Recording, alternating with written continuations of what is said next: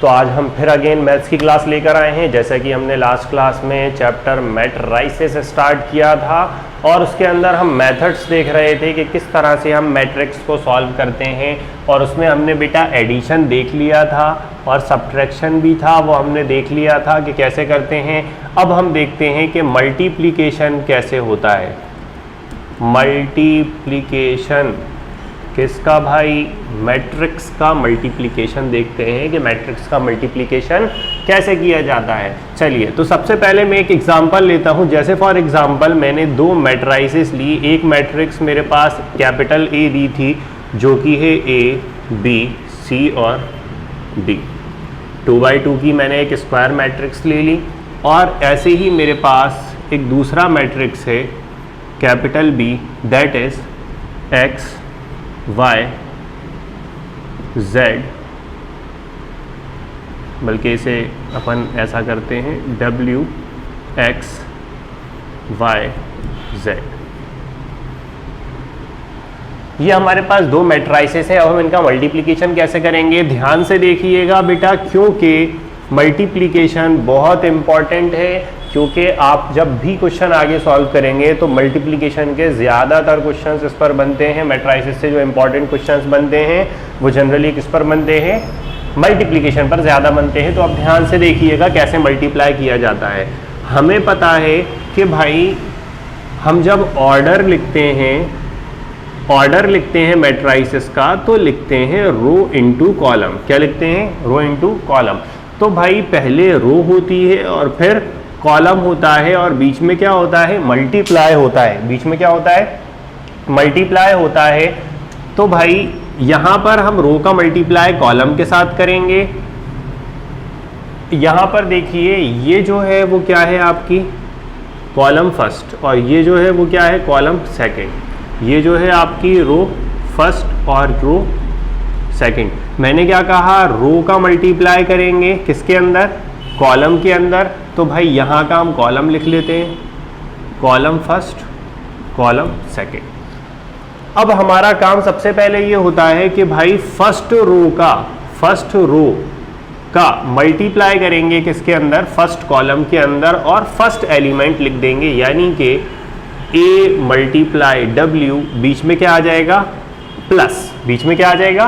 Plus. और B multiply Y, B multiply Y, यानी कि इस a को किससे मल्टीप्लाई करा? w से, और इस b को किससे मल्टीप्लाई करा? y से, और दोनों के बीच में क्या साइन लगाएंगे? प्लस। दोनों के बीच में क्या साइन लगाएंगे? प्लस, जैसा कि हमने यहाँ पर लगा दिया। तो ये फर्स्ट रो का मल्टीप्लाई किया था हमने फर्स्ट कॉलम में। फर्स्ट रो का मल्टीप्लाई किया था हमने किसमें? फर्स्ट कॉलम के अंदर मल्टीप्लाई किया था। अब ऐसे ही बेटा फर्स्ट रो का मल्टीप्लाई करेंगे सेकंड कॉलम में। तो भाई ये फर्स्ट रो का मल्टीप्लाई सेकंड कॉलम में, और ये जो दूसरी चीज़ है इसका भी मल्टीप्लाई, यानी कि b का मल्टीप्लाई भी z से। तो भाई यहाँ पर a का मल्टीप्लाई x से प्लस b का मल्टीप्लाई z से। a का मल्टीप्लाई x से और b का मल्टीप्लाई z से। तो हमारे पास ये दो एलिमेंट आ गए यहाँ पर। और c का मल्टीप्लाई ऐसे ही हम किससे करेंगे? w से, और d का मल्टीप्लाई y से। c का मल्टीप्लाई w से प्लस d का मल्टीप्लाई y से, और ऐसे ही नेक्स्ट सेकंड कॉलम में करेंगे।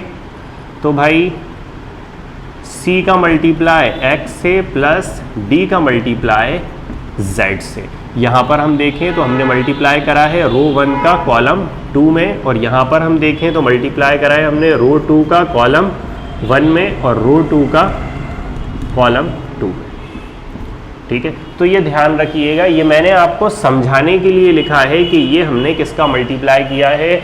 ध्यान रखिएगा, क्योंकि सबसे ज़्यादा मिस्टेक जो होती है वो इसी के अंदर होती है कि भाई रो का मल्टीप्लाई कॉलम से होगा कि रो का मल्टीप्लाई रो से होगा। तो बेटा टेंशन लेने की बिल्कुल भी ज़रूरत नहीं है। बस हमें इतना ध्यान रखना है कि मैट्राइसेस का ऑर्डर क्या होता है। कोई भी मैट्रिक्स हो उसका ऑर्डर क्या होता है, बस हमें ये ध्यान रखना है, और हम इसके बेस्ड पर क्या कर लेंगे? उसे सॉल्व कर लेंगे। यानी कि जितनी भी रोज़ होंगी जितनी भी रोज होंगी, चाहे वो R1 हो, चाहे वो R2 हो, चाहे वो R3 हो, एंड सो ऑन, कितनी भी रोज हो सकती हैं, वो सारी रोज का 1 बाय 1 करके ईच कॉलम से क्या करेंगे हम, ईच कॉलम से मल्टीप्लाई, ईच कॉलम से क्या करेंगे, मल्टीप्लाई, ईच कॉलम से क्या करेंगे, मल्टीप्लाई, ठीक है, ईच कॉलम से मल्टीप्लाई, सेम, ठीक है। अब ये सिंपल मेथड है। चलिए अब इस पर हम क्वेश्चन देखते हैं ताकि आपको बहुत इजी वे में समझ में आए। तो भाई यहाँ पर ध्यान रखिएगा, ए का मल्टीप्लाई हमने करा W से, बी का मल्टीप्लाई करा Y से। जो हॉरिजॉन्टली होती हैं वो होती हैं रोज, और जो वर्टिकली होते हैं वो होते हैं कॉलम्स। ये चीज़ याद रखिएगा बहुत अच्छे से, ठीक है। चलिए अब हम इसके बाद एक एग्जाम्पल देखते हैं NCERT बुक का, ठीक है।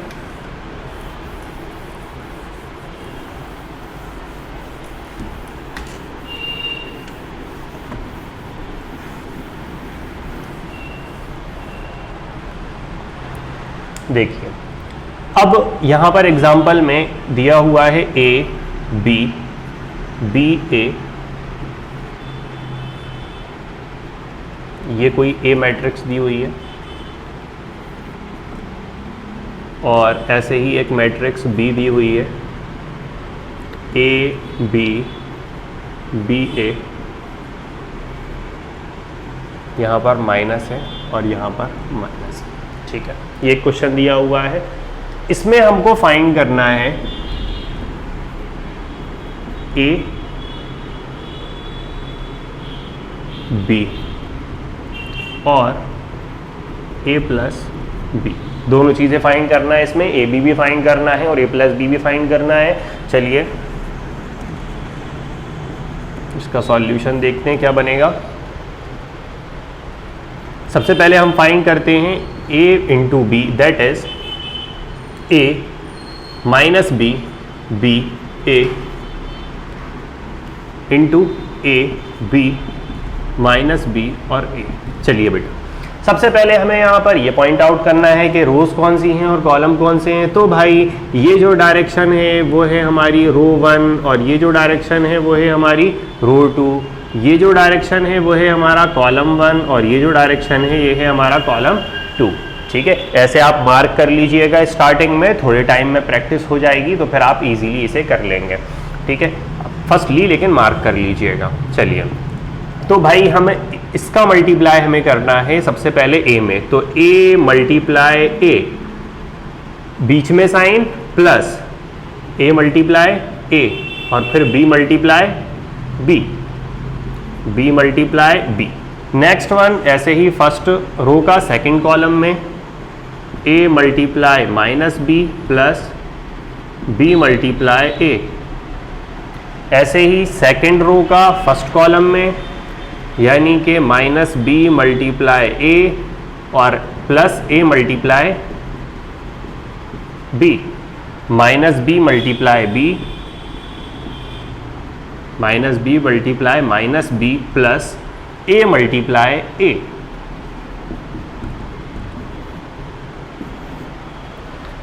A into A that is A square यानी A की power 2 plus B into B that is B square, A into B plus minus minus minus का AB, A इंटू B, यहाँ पर एक टर्म और है A into B that is AB, A into B minus का AB, और B into A that is also AB but plus sign, B minus minus plus that is B square plus A square, B square plus A square. और यहाँ पर अगर हम ध्यान से देखें तो ये माइनस का AB है, ये प्लस का AB है, ये माइनस का AB है, ये प्लस का AB है, ये आपस में एक दूसरे को क्या कर देंगे, कैंसिल कर देंगे, ये आपस में क्या कर देंगे, एक दूसरे को कैंसिल। दैट इज़ तो हमारा जो आंसर हो जाएगा वो हो जाएगा A इंटू B का A square plus B square, तो अपनी जगह पर एज इट इज। यहाँ पर क्या बचेगा, 0, क्योंकि प्लस माइनस कैंसिल, यहाँ पर भी प्लस माइनस कैंसिल, तो रिमेन्स क्या बचेगा, 0 और B square plus A square, ठीक है। तो ये हमारा है आंसर, ठीक है, आ गया समझ में। ध्यान से एक बार और हम रिमाइंड कर लेते हैं कि ए बी की वैल्यू कैसे फाइंड करेंगे। तो भाई सबसे पहले हमें रो और कॉलम डिटरमाइन करना होंगे। रो हमने सिलेक्ट कर ली, कॉलम सिलेक्ट कर लिए। अब हमने एक रो का मल्टीप्लाई हर कॉलम से करना है, यानी फर्स्ट रो का मल्टीप्लाई फर्स्ट कॉलम से, फिर फर्स्ट रो का मल्टीप्लाई सेकंड कॉलम से। तो हमारे पास फर्स्ट एलिमेंट आया। जब हमने फर्स्ट रो का मल्टीप्लाई फर्स्ट कॉलम के साथ किया, जब हमने स्टार पॉइंट याद रखिएगा, जब हमने फर्स्ट रो का मल्टीप्लाई फर्स्ट कॉलम के साथ किया तो यहाँ पर आया 1 और यहाँ पर आया 1, यानी हमारे जो एलिमेंट होता है, एलिमेंट जब हम लिखते हैं तो वहाँ पर एलिमेंट कौन सा बनेगा, A11। कौन सा एलिमेंट बनेगा, A11। ऐसे ही बेटा अगर R2 का मल्टीप्लाई करा हमने C2 के अंदर तो हमारे पास एलिमेंट कौन सा बनेगा, A22।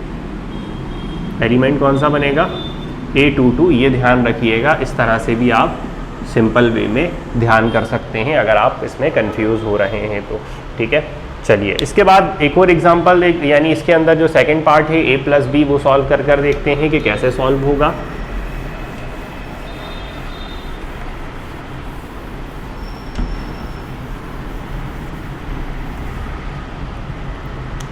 नेक्स्ट वन इसमें सेकंड दिया था a प्लस बी, तो a प्लस बी सॉल्व कर लेते हैं हम। a यहाँ पर है, ये b है, ये b है और ये a है। 2/2 की matrix A B minus B और a।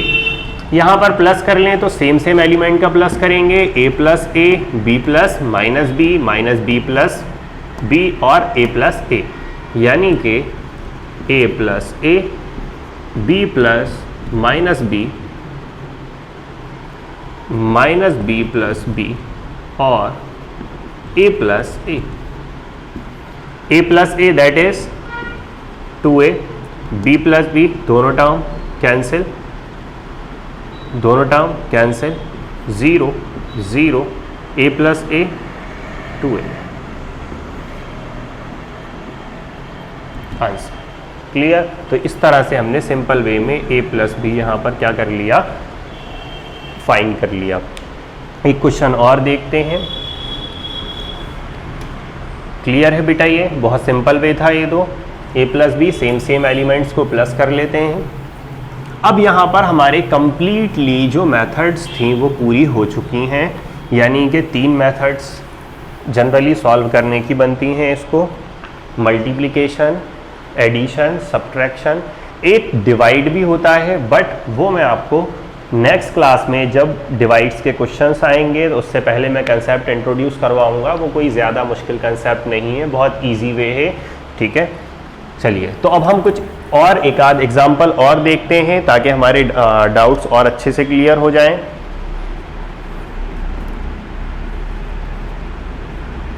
Cos square X, sine square X,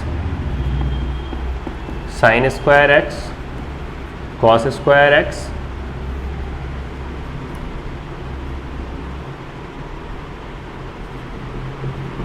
sine square x,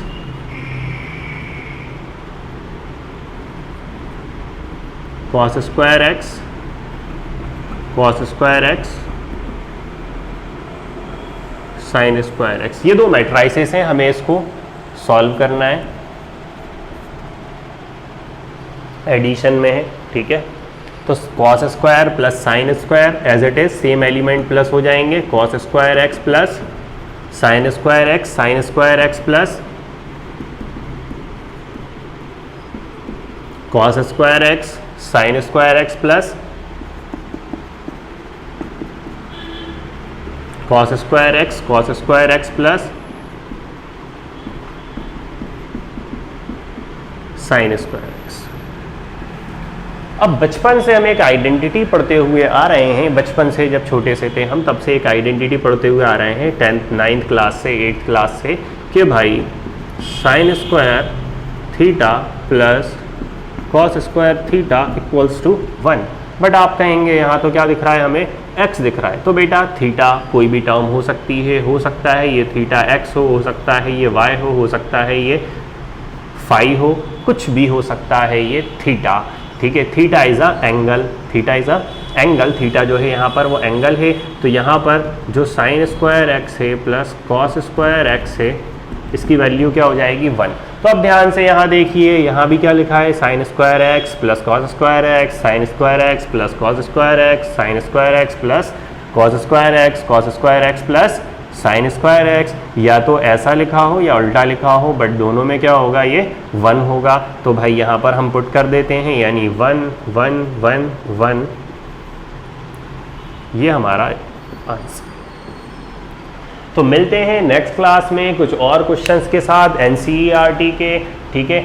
बहुत इंपॉर्टेंट चैप्टर है ये, बहुत अच्छा मार्किंग आप कर सकते हैं मैथ्स के अंदर अगर आपने इस पार्ट को कवर अप कर दिया, क्योंकि CBSE में और MP बोर्ड में बहुत अच्छा खासा वेटेज रखता है ये चैप्टर और बहुत इजी है सॉल्व करने में। तो कोशिश कीजिएगा जितना हम आपको इंट्रोड्यूस करवा रहे हैं उतना ही आप एट अ टाइम कंप्लीट कर लें, ठीक है। मिलते हैं नेक्स्ट क्लास में नेक्स्ट टॉपिक के साथ और कुछ क्वेश्चंस के साथ, मल्टीप्लिकेशन के, एडिशन के, ठीक है, और कुछ इंपॉर्टेंट क्वेश्चंस के साथ, ठीक है।